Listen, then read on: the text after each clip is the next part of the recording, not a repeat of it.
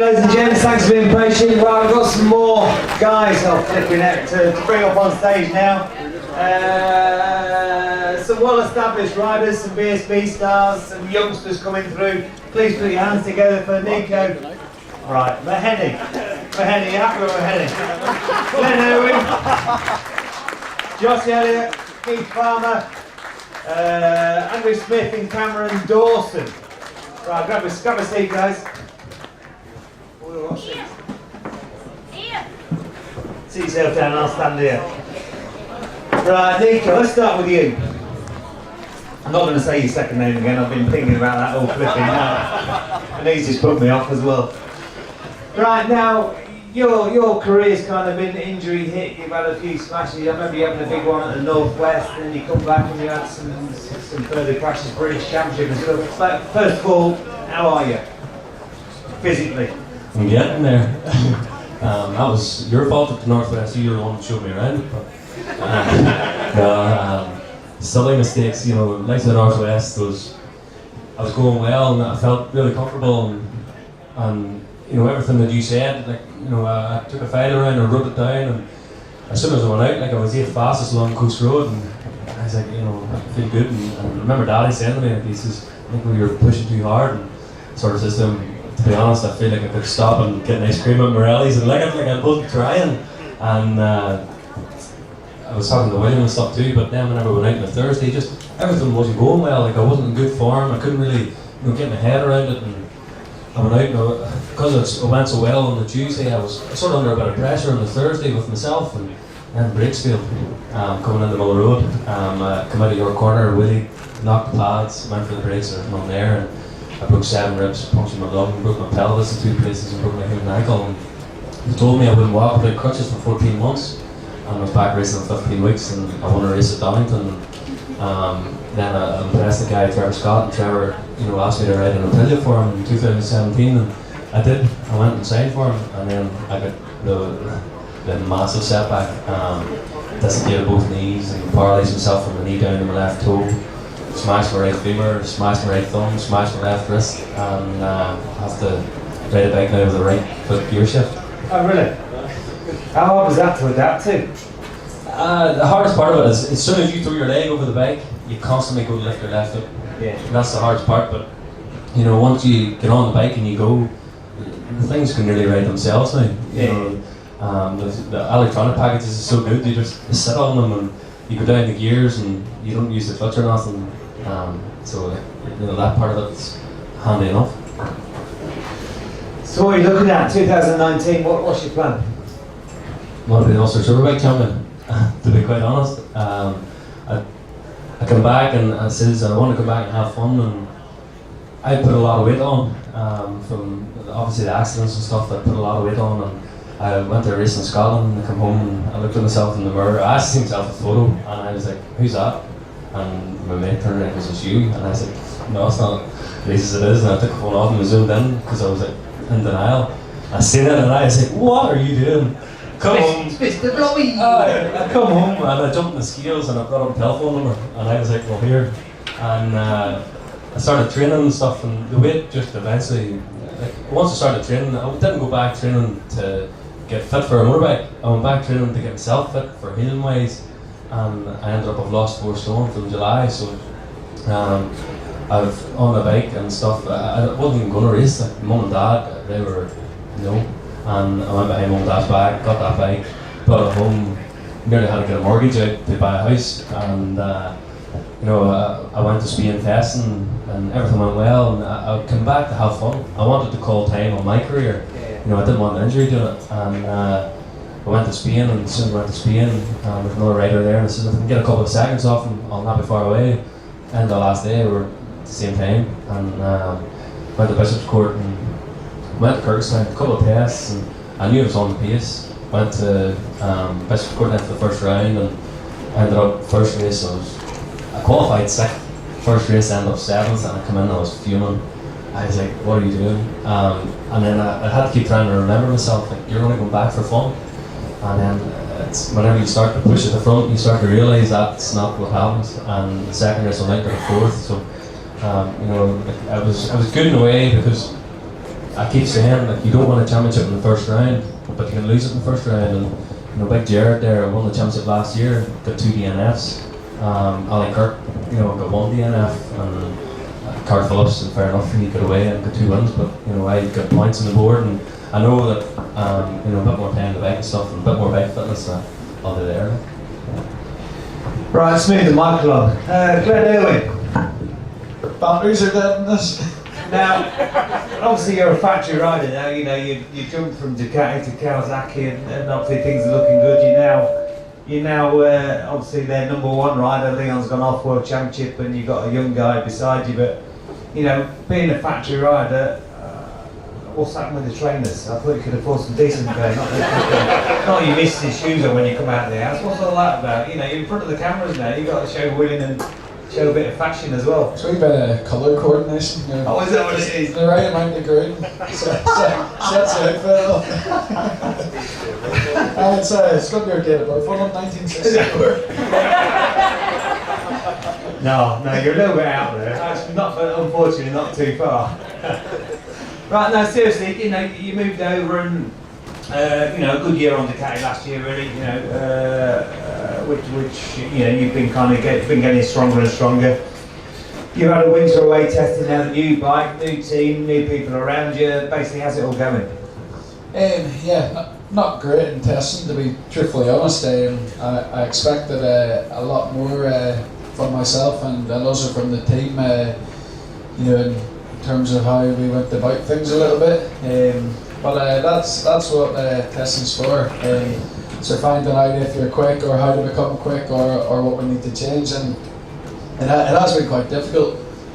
Probably at an off season that I felt I'd prepared, or a pre-season where I prepared better than what I ever have, and throwing the leg over the bike and maybe not seeing the progression that I've wanted to see, or encountering, you know, many of the same problems every time I ride it. So yeah, it's been tough. There's a lot of light at the end of the tunnel. You know, we can see a pattern emerging, and you know, there's been times when I've enjoyed the bike and we kind of know where it's looking at it.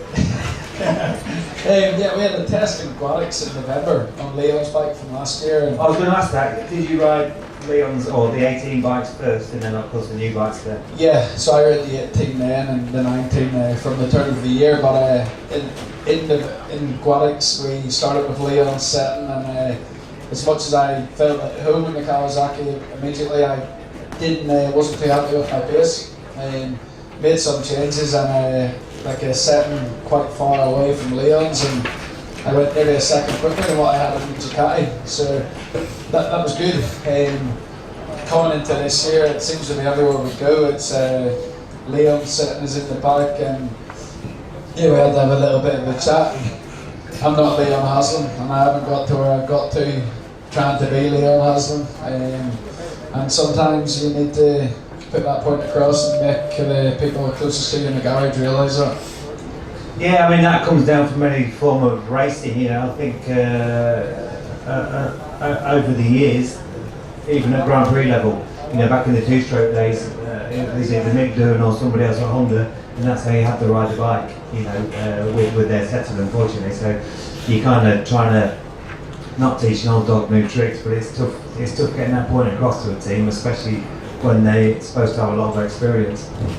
Yeah, it's frustrating, but like I say, if we were having this discussion after next weekend or after round 2 or 3, it would be pretty doom and gloom. But we've had these discussions now, and we know in what direction to go. So going to Silverstone, I'm still confident. You know, we can fight for the podium. You know, I don't want to say I win just yet because I don't want to sound arrogant, but that's what I want to do. But we need to be realistic and start to set our targets achievable, and get on the podium at round 1 would be a job well done considering where we have been. But there's a lot of light at the end of the tunnel. No, it's just the same as what Nico said, and especially in BSB, you know, with it being on TV, you don't have to be winning every race, fortunately. It's all about the shootout and getting strong, and making sure you're there, of course, but getting strong for the end of the year. Yeah, that's the beauty of the showdown. You know, we kind of old this with the format, but you had a pre-season like mine. It's good that the championship doesn't really start until September, so we got to make sure we're in the top 6, and with the level of riders that are in the series this year, we've lots of Josh and Keith have both come in, and I know Keith perhaps hasn't done a lot of mileage, but he's going to be quick. The new bike looks good, and Josh has been really impressive in testing, and Scott's come in and done a good job. Xavi looks fast. I think we counted the other day at a chat show in North Allerton on a Wednesday night. There was about 18 riders that you would probably all say could finish in the top 6. So we can't underestimate what we're up against, but I'll make it happen somehow, and we'll be in that showdown fighting for the championship. And just quickly before we move on to Josh, of course, Graham's moved over and onto real racing, not them silly flipping knobbly things. No, seriously, he's obviously achieved his stuff on motocross, but how's he getting on?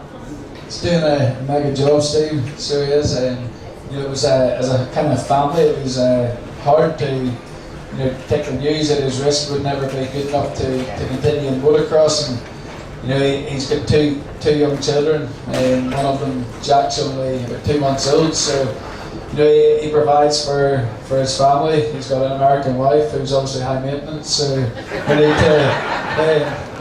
Mate, I've got 3 women in mine. That's a box of frogs, isn't it? So we had to do something for Graham, and we bought him a ZX10 and turned it into a race bike. It's first bike I've ever bought in my life, and it's not even for me. I got to look at it in the garage, but he's my little brother, and that's why we've done it. But he's been so impressive at Silverstone. He was second in the wet, and he seems to be just on the cusp of the points at the minute. For sure, if he was to do our superbike race, he would win, and that's where he is so fast. I think he's already knocking. I think at round 1 we'll see him more than knocking on the door of the points. I think we'll see him in the top 15, and for somebody who has just started the sport, it's really impressive, and his attitude's been good as well. So it's quite funny seeing him come home from work every day now in his blue uniform. He hasn't worked from he left school at 15, been a professional motocrosser since then, so hopefully it's not too long until the bike board's paying his bills again. Spot on, well, I hope so. It'd be great to see. Right, Josh, Superbikes, eh? It's obviously, lap time wise, it's not a massive difference to what you've been used to on a stocker, but obviously there's an awful lot more involved in getting the thing set, sorted, and good to go. Yeah, massively. The electronics is probably a big thing. Obviously there is the electronics, but traction control aren't really what you get on the Superstock bike. It's not there, and the tyres as well. We've had to get used to the Pirelli tyre, or the slick tyres. The Zero with so much grip from it, and getting the maximum out of it, it's quite challenging. And obviously the one in front as well. So yeah, there's a lot to get used to, but we're getting there now. I don't really know too much about the team, in all fairness. They're quite new to the BSB paddock, and they run strongly, obviously, last year, but I don't really know that much about the team. There's been quite a few people involved with it, but obviously it's a strong package and they're here to stay. Yeah, the 3 guys, they're OMG, their initials of the last name, and just very enthusiastic. Obviously got a bit of money that they want to go racing, and put a great team out. Really good staff and mechanics and crew chiefs and whatnot. So they're doing a great job, and they're just trying to make it a bit different. A bit more relaxed. It's not as sort of corporate in the team. It's very relaxed, and everybody enjoys itself. And anybody that's in the team or comes in and it's hospitality, always enjoys themselves, because you wouldn't even know who the 3 owners are. They're just one of the lads in the team. So it's very enjoyable, obviously, for myself and Luke and Billy. We all just get on and have a laugh. Hey, it's always relaxed till the racing starts. Yeah, exactly. Till somebody crashes. Exactly, yeah. What went wrong? Yeah. You see, you got to be smart there. Whenever I used to crash, of course it was never my fault. You always make sure you went for a shower first, let the bike get back, let them get over out, smash to pieces, then go back in. Normally the first question is, how fast the bike? Oh, I didn't see it.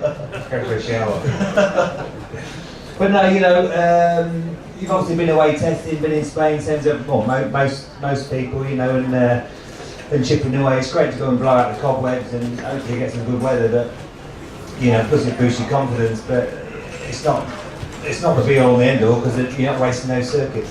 Exactly, you know, we haven't got too carried away. We went well in testing, and but we're just not. You know, racing's a lot different to racing. You know, you got 25, 30 laps to do. You know, it's all about making a tyre last and whatnot. You know, anybody, not sort of anybody, but a lot of people can go out and do a fast lap and look good. But it's all about tyre life and being there at the end of the race. So sort of focusing on that there, and yeah, we've been fast enough. You know, when we have it for a lap time, we've been pretty fast. So yeah, I'm very happy with the progress we've made so far, and hopefully we can carry that into round one next week.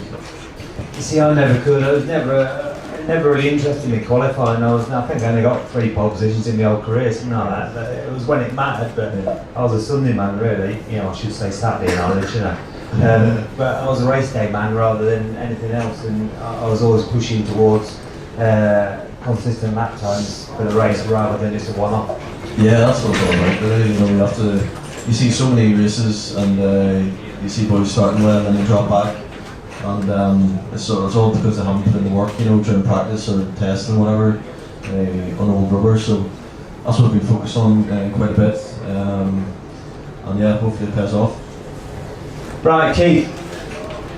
How you doing, mate? All right. Yeah, not too bad. Yourself? Yeah, good. Right, so when did testing start for you? Wednesday.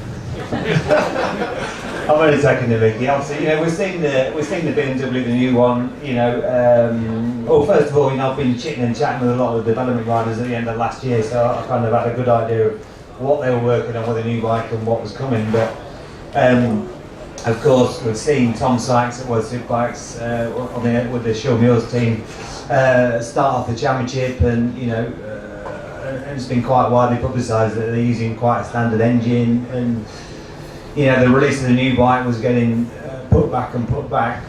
But of course, you know, I think it was only probably 5 weeks ago that all the major teams received standard road bikes. So there's been a big turnaround to get stuff going. Yeah, it has for sure. You know, obviously, when we were meant to be going testing to Spain, if everyone was leaving on the Monday, I found out on the Monday evening that I wasn't going, and I was like, why? You know, I just wanted bike time more than anything. Like Josh said, it's so much more to understand with the superbike. You know, you can get completely lost with the superbike, but you have, you know, you have different tires, your slicks, you know, you have better brakes, you have better suspension, but most of all, going from super stock that I've ridden and obviously won twice, but you've no electronics on a superbike, and to get that into your head, to just not open the throttle just as progressive, and it takes doing, but thankfully the plan halfway through last year was obviously to go superbike, so we started to not use electronics to obviously, you know, to get my brain switched over to ride it like a superbike, and thankfully, you know, when we jumped on the bike on Wednesday, you know, it seemed to work, and my throttle trace is a lot smoother than it used to be, shall I say. So yeah, it's been difficult for the team. It's obviously with not getting the bikes, you know, to a couple of weeks ago, really. You know, I rid a super stock bike 2 weeks ago. There was 3 of us sharing one bike, you know, at Cookstown for half a day. So you know, out of the box on the Wednesday, we rid it on the Thursday, and to see how good it was, my first thoughts were, and I know Andy Reid was there at the time, and I was like, if I had had this bike last year, no one would have seen the way you went, because it was literally that good out of the box. So, you know, then last week, they've got one bike sort of half built into superbike spec, and we shared it. Well, say shared it. I rid the old bike most of the day, and then Christian rid the new bike, because it was in a sense, he had put his name on it. So, and I got 12 laps at the end of the day, and initially went faster straight away. It suited my style, that, you know, because it's so small, it's rid like a 600. So no, that was good. And then obviously we missed Silverstone, came over for the photo shoots, and then our first official test for us was Wednesday at Bishopscourt. We didn't really change a lot, and I just rid the bike, and I've done 68 laps in the half day that I had. So yeah, it was good. You know, the track temperature wasn't great, but we had a nice day, and the 3 days that we have rid the bike has been dry. So, and from the bike out of the box, other than the normal superbike stuff that you put on, It's been a few clicks here and a few clicks there, and just ride the thing. And that's basically what it's been. You know, what's the biggest difference between the old bike and the new one? Everything. I really In feel, I mean, to ride, you know. To be honest, when I read the old bike last week, sorry, it was my first time on the Tyco BMW Superbike, and I was lost. I actually thought, what have I signed up for? And I come in and I shook Christian's hand and I says, how did you go fast on this thing? It didn't turn, it didn't stop, it didn't finish the corner. I think it's fair to say, you know, with the old model, it was a great superstock bike, or a good superstock bike, I should say. But in superbike form, at World Championship and British, it's never really been successful. No, and my head was gone, to be honest. And Christian obviously was riding the new bike all day and probably smiling under his helmet, thinking, "How he's riding the old bike." But you know, I jumped on the new bike and like I say, completely stock, bar, tyres, Motec, and brakes and suspension. I went out and I went second and a half quicker straight away, and it put a smile on my face. And even though I was only a tenth off Christian, but I knew that it's ended the day positive, and I haven't gone away worrying. So it's going to be, you know, it's going to be good once everything starts to come together. The package is going to be really strong.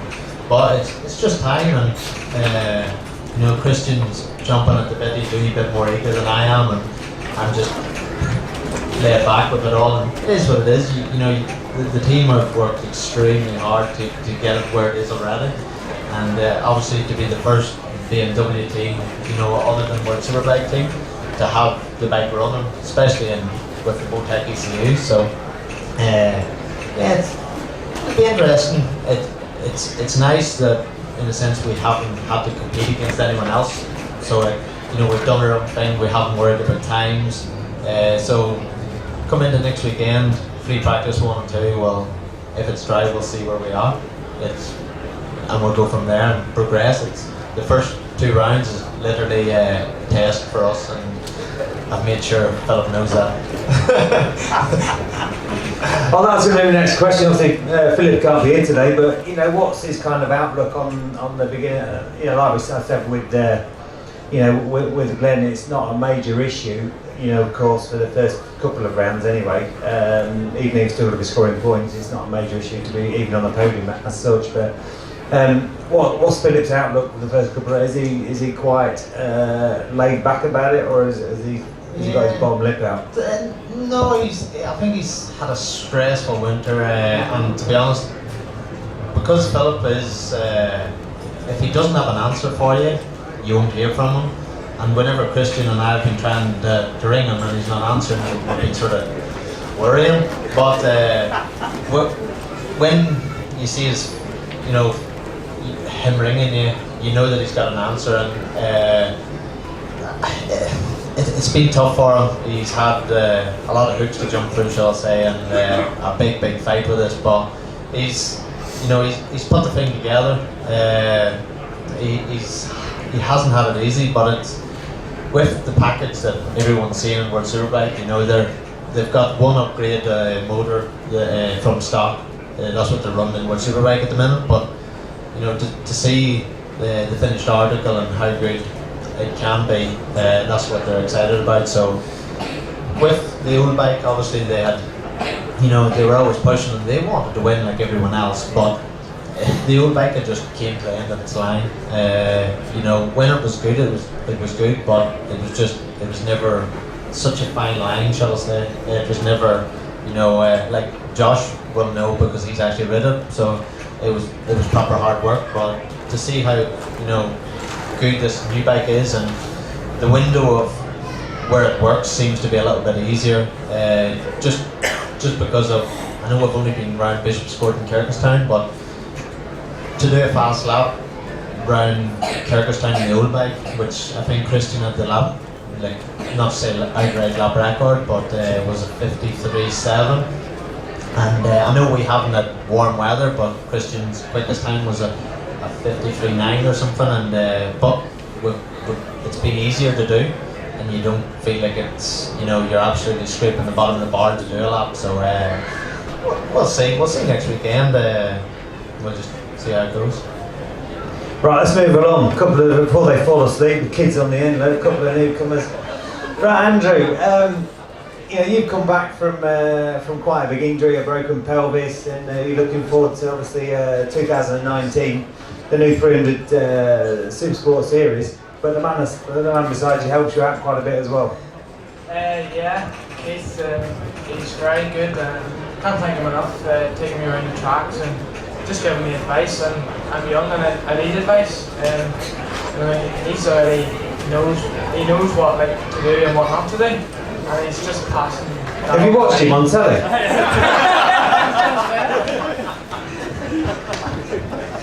You must have seen the good races. No, I'm joking.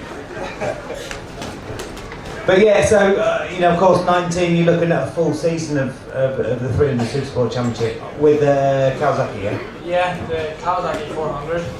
It actually had won we got it off Team 109 who had won the championship last year. So the bike's ready and I'm as ready as I can, and I'm just really looking forward to getting to Silverstone and getting on another new track, learning it and going fast hopefully. And have you, what experience, have you new circuits to learn for this year? How many tracks do you know? I know probably about 3 or 4 of them, but yeah, learning the bike and the track. The bike is going to handle different because the bike I rode last year on some of the tracks wasn't the same bike I'm riding this year, so it's going to be hard to learn the bike to the specific track. But I'm really looking forward to the challenge and I'm up to it. So, have you been testing at Silverstone? Have you been there yet? No, we've just tested at home in person on the track days and stuff. We haven't been away anywhere testing or anything fancy, but yeah, we're just at home testing and getting the grips and getting the cobwebs blown off really. Cobwebs blown off. No, you'll be fine. I mean, it's great to have somebody, obviously, with experience to kind of oversee what you're doing and put you right when I'll say when, if you make a few mistakes or don't quite go down the right path. No, it's great to have somebody there, you know, it's same old story when you have to cross the water every week. It's no different to me going over to Europe. You kind of do feel like you're on your own sometimes, and it's can be quite a lonely place. Right, just moving along, Cameron.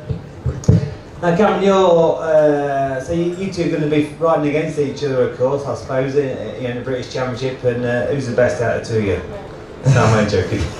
I wasn't really decided, but last year he was racing in Thundersport as well in the 300s, and it was just good because we were both helping each other out and we were both in the same team, and then it just got to a stage where he was looking to move up, so he moved up on the Moto 3, so then I wasn't really in contact with him since then, so now we're back in the same racing and hopefully it'll be good. So you're doing the full Junior Supersport Championship, UK, yeah?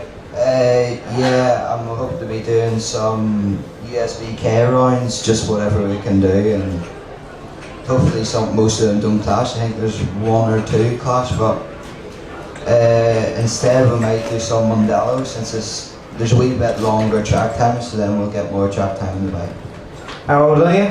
14. See, I had paper rounds and I went fishing with my dad and stuff like that at 14. I can't get my head around it. How many years have you been racing? Since I was 6. That's not right, is it? Not right. Not right. And realistically, I know you want to win, of course, and not just win this year, but you know, what are you looking forward to long term? What's your dream? I'd say I want to get on the superbike. I wouldn't mind if it's in US. See, that's the wrong answer. You're supposed to say, I want to be Keith Farmer, I want to be Glenn Irwin. That's what you're supposed to say. I won't know. I won't have a full decision made until I'm on 600. Then I'll know where to go then. I have another 2 years yet to see what bike I'll stay on. I might stay on for the 400 for another year. I might move up next year. It all depends. See, it's funny because, you know, this is all of you really, you know, from when I started racing, which was mid-90s, there's a massive influx of Scottish riders, Welsh riders, at the top of the game, World Championship and you know, and British, but now there's hardly any, but there's so much talent from Northern Ireland coming through, a massive amount, there really is, you know, honestly, you really need to book a coach every time there's a flipping, you know, BSB meeting on, because there's so many riders coming over. I don't really know why, whether it's because Irish racing's dropping down a little bit or what, but it's because it's so expensive now. But no, but it's difficult, you know, why do you think there are so many guys, not just racing over in England, being at the front in BSB? That's key.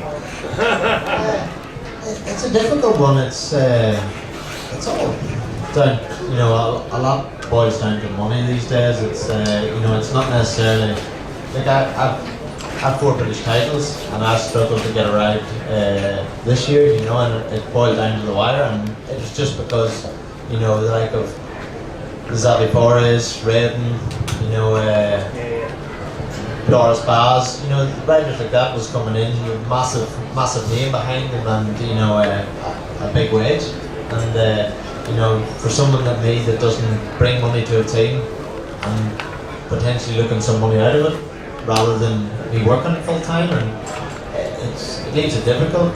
You know, you just have to play it nice to stir legs. So I'm trying to do a good job this year. Just not only on results, but just keep it clean throughout on social media and everything, because that's what it's all about now. No, you know, because about the time I stopped, you know, there was good money to be earned, and nobody really paid for a ride when I was at the top of my game, which is 2009 and 10. But since then, it's kind of gone just like the four-wheel job, you know, where you know I was really good friends with Colin McRae, and them boys didn't earn a penny racing in England. They got all the money in the World Championship. They had to take budgets with them, and even when Colin was his last signing with Ford was 6 million, but Carlos Sainz bought the money with his sponsors from Movistar and everything else. But I mean. And the BSB, my point being is the BSB has gone exactly the same direction, and a lot of the guys now, you know, to ride British Superstock, and as you'll know, you've got to take 50 grand. Yeah, it's just for out. It's not, you know, against the organisers. It's just motorsport in general. It's like you know, a lot of the boys, even Colin Turkington up until, you know, in the BTCC up until a few years ago, had to bring money, even though he was a British touring car champion. It didn't matter, and that's what it is, and it is frustrating, and you know, I'd sort of said that if it doesn't happen for me over this year, and if I don't get nothing next year, and that's, you know, that's it, because at the end of the day, I've 2 kids and a family to provide for, and you know, I've worked throughout my whole career, so I'm just happy to continue, and it is what it is. Work? What was that? That's some statement. Right, Glenn, just we're going to have a little bit of an auction actually when we finish here. But Glenn, just for you to, obviously, you know, it's a big family thing, British Championship now. I guess you don't really communicate with Andrew because obviously he's the opposition. No, seriously, you know, he's, well, he is. No, he's the opposition. But how close and tight knit, or is it drifting apart now with Andrew on a competitive nature? In all honesty, it's still very, very much for each other. We trained. I'm going to ask him the same question. Yeah, he probably said the same thing. We trained a lot together in Spain. I went away for 11 weeks this year, and I think Andrew was out for 6 of that. A couple of things we've changed, and we used to share a motorhome in the paddock, and we've now got our motorhome each because we are going to be quite we are going to be quite close, you know, on track, and Andrew's been really impressive in testing, and you know, we thought maybe give each other a little bit of space, and you know, we're brothers, we look out for each other, but for sure he's stepped up the mark a little bit, and it will get competitive, and you know, I'll pass Andrew like I'll pass anyone. You know, I'll not put him on the grass, but then I won't deliberately put anybody on the grass, and that's the way I ride. So, yeah, separate motorhomes at the tracks, but then again, it's not just because we're competitive. he has his missus with him. You know, I've got my missus and Freddie over, and Graham's staying in my motorhome as well because he's freeloading off all of us this year. So, that's kind of the point. Do you find that might be a little bit of a distraction because obviously you've got a big job on your own as it is, having Graham there and obviously helping them out? I always like to have something else going on, and I think probably maybe think the same when you're racing. You just concentrate on your own race, and you can go so deep into it. And you know, it's maybe a bad thing. Like when Freddie was born, I believe it was the beginning of the next step of my career where we improved immediately. And I think I had my first British Superbike podium a couple of days after he was born, and at a track where I wouldn't have expected it. But that's because you got a nipper and you got to get some bonus and pay the flipping bills. Yeah, exactly. Yeah, we have to graft, but you know, for me, I can't say too much. I know it's hard for some of the guys coming up and having to bring money for their rides, but yeah, so it's for these young guys. We don't want to sit up here and be really doom and gloom like Cameron and Andrew, you know, coming up through and hearing sob stories of there's no money in bike racing. And there is a good career in it. Maybe it takes a little bit of luck, but you can do well from your job, and you know, these guys to the far left should put their head down and put everything into it that they can, and try to avoid a lot of the bad things growing up. You know, as you know, it can lead you astray, and if it happens, it happens. You know, right now I couldn't be happier, and I wouldn't change anything, and that's the way it is for me. So it's really, we're all in slightly different positions here, but there is a good career in motorbike racing. And I believe you know, Keith should definitely, you know, get to that point as well, because he's already there in the speed thing. So he's one of my main rivals this year, and that will come. And Josh will be there soon, and hopefully Nico. So you wouldn't change anything apart from your footwear? Right, we're gonna have an auction. We're gonna have an auction now. What we got? We got mountains of things to. And when this is finished, we'll have I'm not sure what riders are going to be staying. I know Dominic will do it because he's definitely staying all day, but I'm not sure how many riders are going to stay for it. We're having a little bit of fun on stage here. We're going to have a bake-off between a racer bake-off between some of these guys, okay, on stage. So hang around, don't feel like you've got to fly off. Right, Deirdre, get some stuff dished out. Let's see what we've got. I want you all to sit up, please. Put your hands in your pockets, have a good little feel of what you got, and start bidding on all this stuff as much as you can. It's all for a great cause, of course. First of all, have you got any questions for these guys here? No? Here we go. That's more like it. It's not a question. I just want to thank Glenn for those absolutely fantastic races on the Ducati of the Northwest and the celebrations afterwards. Brilliant!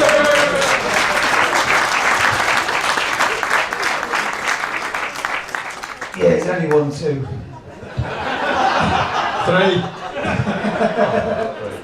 Hey, no, what about that? Well, so, obviously you're going back this year.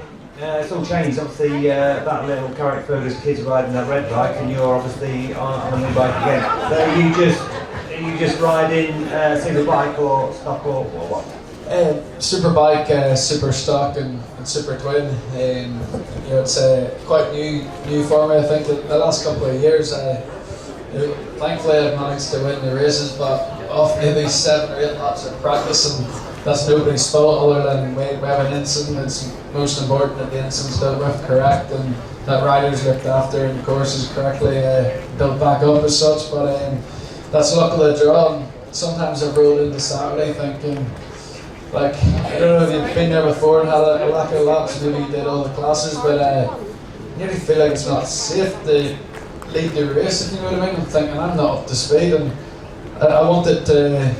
By doing more races, I guess you roll the dice a little bit more and it becomes more dangerous in that way, but it also makes you a lot sharper. And it's nothing to do with all this 6 wins. You know, I'm in 6 races, so of course I want to win 6 races. And you know, there was a load of nonsense between me and Alistair lately in the press, but it's all bullshit. We had dinner together in Spain. I'm going to put it out there now, so don't fall for it. The Superbike, I think, will be my hardest race. Although it's the one that we've kind of dominated, and it's wrong to say it, but last year it felt quite handy. But I think we've seen with the speed of the new Ducati, like it is a fast bike, and Alistair's also a great rider around there, and we may yet see somebody else on one. It's going to be a tough race, but the sensible side of me would, I have my limit that I go to in road racing, but I also don't like getting beaten. I think the Kawasaki is a fantastic package, and the strengths that it has really suit the Northwest. Probably the best bike in the grid under heavy braking, and if there is a red bike ahead of me in the last lap, if we have to go to 105% to win a race, we might just go to 110. Good. Yeah, absolutely love it. I'm just like you are, up. No, there's more likely to be more than just the two of you anyway, but it's just, and it's all weather dependent because, obviously with the Northwest, we're only having 2 practice days. You need a bit of rain one day and it brings that practice time down even more, so it can be a little bit of a lottery for a race day anyway. Yeah, well, you can get a wet race, and I've made my views on that. The fair play to the guys that do race in the wet, but it's not for me at road racing, so it's wet all week. It's probably not seeing me out there, to be truthfully honest. And that's fair enough, I probably, if I wore those trainers, I'd never ridden in the wet. No, I'm joking. In my opinion, things are so fast now, they shouldn't be, But I do believe it's safer probably riding in the wet than iffy conditions. I do.